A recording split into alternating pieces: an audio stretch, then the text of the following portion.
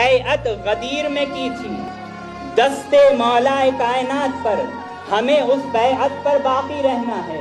ایک بیعت آنے والے حسین اور علی کے دست پر کرنی ہے، ایک بیعت آنے والے علی کے دست پر کرنی ہے، ہاتھوں پر کرنی ہے، ایک بیعت پر باقی رہنا ہے۔ تو ہم اس بیعت غدیر پر باقی کیسے رہیں اور آنے والے مہدی کی بیعت پر بیعت کیسے کریں؟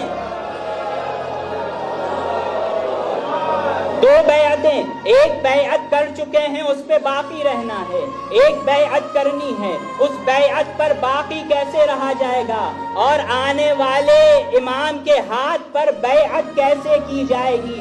یہ تربیت کون کرے گا؟ یہ تعلیم کون دے گا؟ یہ کون سکھائے گا؟ بیعت پر باقی کیسے رہا جاتا ہے؟ بیعت کی کیسے جاتی ہے؟ زندہ کیسے رہا جاتا ہے بیعت پر مرا کیسے جاتا ہے؟ یہ کون سکھائے گا؟ یہ وہ سکھائیں گے جن کے حوالے ہمیں امام کر کے گئے۔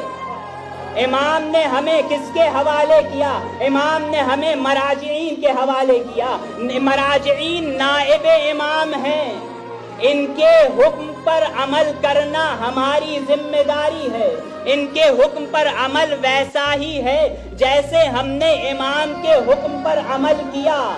تو بیعت پر مرا کیسے جائے؟ بیعت پر جیا کیسے جائے؟ زندگی کیسے گزاری جائے؟ زندگی کے گزارنے کا ہنر اور سلیقہ کیا ہونا چاہیے؟